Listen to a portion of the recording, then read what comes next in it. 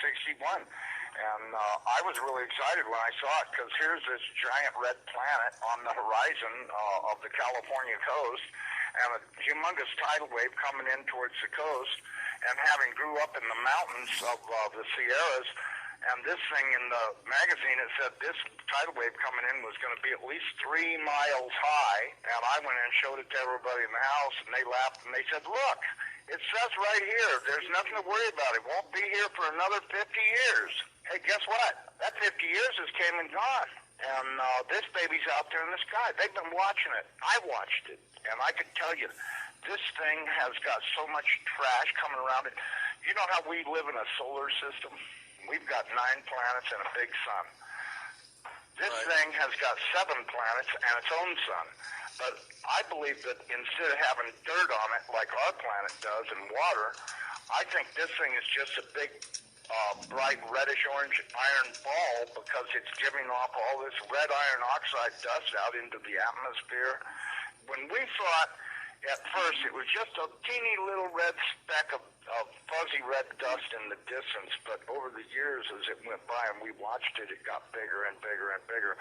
And then finally, about 08, we could see this thing like it was across the street, and we could see that it was a blazing hot ball of fire giving out sparkles of red iron oxide dust for thousands of miles in every direction. And you can see the planet circulating it. Now, I'll tell you one thing that I really am nervous about. I think this thing's got a planet like ours circling it. This is its own solar system. We're about to have a solar system come through the middle of our solar system. This can't be good.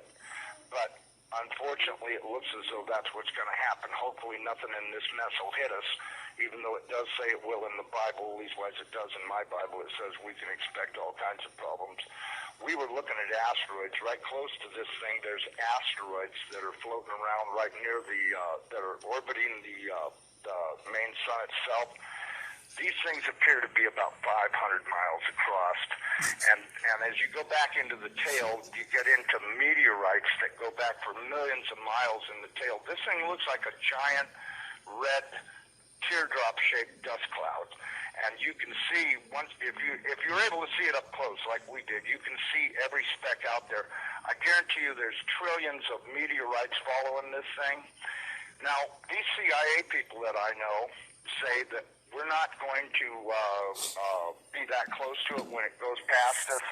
They're saying that in order to attain breakaway speed, when it comes up around the backside of the sun, its speed will at least double, possibly more, which will put it here earlier than everybody is saying it will. And that this thing will probably be about 20 million miles from us when it crosses in front of us. And then as soon as it flips us upside down, we're going to go into its debris field tail and be pelted with meteorites. And of course, in the Bible, it says they will a talon 70 pounds. So if you've got 70-pound meteorites following like hail, and I can guarantee you they will be following like hail because there are that many in the tail of this thing. This thing has got a tail loaded with trash.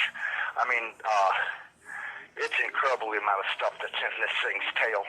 And we're going to go right through that tail, and if it doesn't beat everything on the surface of the ground into a flat putty, I don't know what it'll take.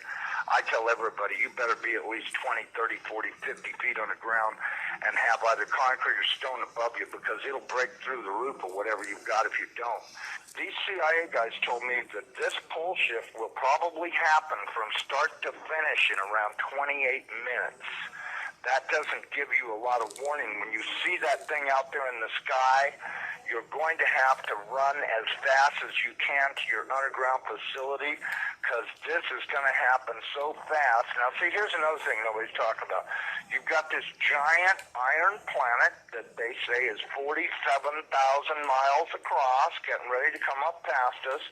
And when it starts to approach us, it's going to start and have real serious effects. So is it a planet or a failed star? It's not a failed star. I saw this thing up close. It did not look like a failed star. It looked just like our sun. Right. Okay? Would you call our sun a failed star? No. Okay, well, you had said planet. I wasn't sure if it was like a failed star brown dwarf or a full sun. So it's a full sun? It looks to me like a miniature sun, just like the one we have. The only difference is, our sun is giving off flames and stuff, and this one's doing the same thing as it, but it's giving off this red iron oxide cloud of dust around it. And until it got close, we couldn't even tell what was in there. We could see it was hot, and it looked like it was just a dull red when we were first able to discern it through the red cloud.